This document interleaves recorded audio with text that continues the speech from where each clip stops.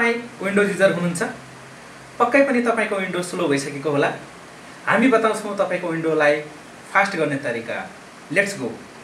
हामी अहिले कम्प्युटरको स्क्रिनमा आइसकेका छौं। विन्डोजलाई फास्ट गर्नको लागि विभिन्न यहाँ स्टेपहरु मैले फलो गर्नेछु र त्यही अनुसार तपाईहरुले पनि गर्दै जानु होला।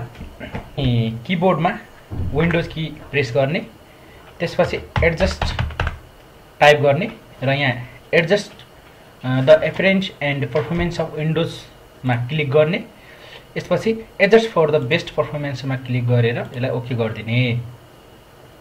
यसपछि अर्को स्टेप रहेको छ हाम्रो चाहिँ कीबोर्डमा फेरि विन्डोज की प्रेस गर्ने, स्टार्टअप सर्च गर्ने, स्टार्टअप एप्स मा जाने र यहाँ देखिएका ब्याकग्राउन्डमा रन भएका एप्सहरुलाई चाहिँ अफ गरिदिने र यसले गर्दा चाहिँ हाम्रो ब्याकग्राउन्डमा रन भएका एप्सहरु अफ गरेपछि कम्प्युटरको स्पिड चाहिँ केही हदसम्म चाहिँ बढ्ने गर्छ। र यहाँ हामीले एप्सहरुलाई अफ गर्दाखेरि विन्डोजको ड्राइभरहरुलाई अफ नगरिकन अन्य एप्सहरुलाई मात्र अफ गर्नुपर्ने हुन्छ। जस्तै यहाँ एनिडेक्स भन्ने छ, यो ड्रपबक्स छ हैन, यिनीहरुलाई मात्र। जस्तै यो माइक्रोसफ्ट एज छ। विन्डोजका ड्राइभर बाहेकका अन्य एप्सहरुलाई चाहिँ हामीले के गर्नुपर्ने हुन्छ, अफ गर्नुपर्ने हुन्छ।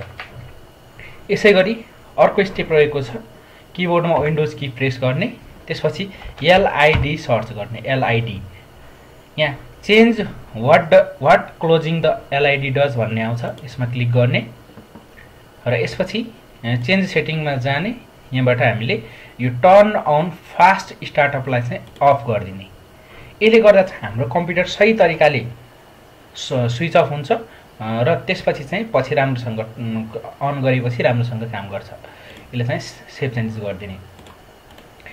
यसपछि अर्को रहेको छ हाम्रो स्टेप चाहिँ कीबोर्डमा विन्डोज की प्रेस गर्ने र यसपछि सेन्स टाइप गर्ने।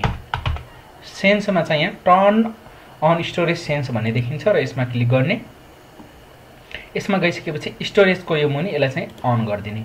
यसले के हुन्छ भन्दाखेरि हाम्रो कम्प्युटरमा रहेका टेम्परेरी फाइलहरुलाई चाहिँ अटोमेटिक डिलिट गर्ने काम गर्छ। जति पनि टेम्परेरी फाइलहरु हुन्छन् तिनीहरुलाई चाहिँ सिंक्रोनाइज गरेर यसले चाहिँ डिलिट गर्ने काम गर्छ। र यसपछि हाम्रो अर्को स्टेप रहेको छ कीबोर्डमा Windows plus R key press गर्ने, त्यसपछि यहाँ एमएस कन्फिग टाइप गर्ने र इन्टर गर्ने। यसपछि हाम्रो बुट मेनु भित्र गएर एडभान्स अप्सनमा जाने र नम्बर अफ प्रोसेसरमा टिक गरेर म्याक्सिमम प्रोसेसरलाई सिलेक्ट गरिदिने। त्यसपछि ओके गर्ने र अप्लाई गरेर ओके गरिदिने। र यसपछि अन्तिम स्टेप भनेको चाहिँ हामीले कम्प्युटरलाई चाहिँ रिस्टार्ट गर्नुपर्ने हुन्छ। यहाँ रिस्टार्टको अप्सन छ, रिस्टार्ट गरिदिने। यसरी कम्प्युटरलाई चाहिँ हामीले रिस्टार्ट गरिसकेपछि हाम्रो कम्प्युटर पहिलेको भन्दा केही हदसम्म चाहिँ सही तरिकाले काम गर्छ र फास्ट काम गर्छ यसले चाहिँ। र यी बाहेक अन्य हार्डवेयर कारणले गर्दा पनि हाम्रो कम्प्युटर चाहिँ स्लो भएको हुन सक्छ। जस्तै र्यामको क्षमता कम भएको कारणले गर्दा, हार्ड डिस्कको कारणले गर्दा। यदि यस्तो हो भनेपछि हामी र्यामलाई चाहिँ अपग्रेड गर्न सक्छौं। जस्तै 4GB छ भनेपछि 8GB राख्न सक्छौं, 16GB पनि राख्न सक्छौं आवश्यकता अनुसार। र यसैगरी हार्ड डिस्क छ भनेपछि एसएसडी ले चाहिँ हाम्रो कम्प्युटरको क्षमतालाई धेरै तीव्र बनाउँछ। धेरै तीव्र भन्नाले हार्ड डिस्कको भन्दा एसएसडी चाहिँ एकदमै राम्रो पनि हुन्छ, डाटा पनि सेक्युर रहन्छ र कम्प्युटरको स्पिड पहिलाको भन्दा धेरै हार्ड डिस्कले पनि बढाउँछ। र अर्को कुरा भनेको चाहिँ हाम्रो कम्प्युटरको सीपीयू प्रोसेसरले पनि कम्प्युटरको स्पिडलाई चाहिँ डिटरमाइन गर्छ। कम्प्युटरको सीपीयू नै पुरानो छ भनेपछि त्यसको स्पिड चाहिँ एकदमै कम हुन जान्छ कम्प्युटरको।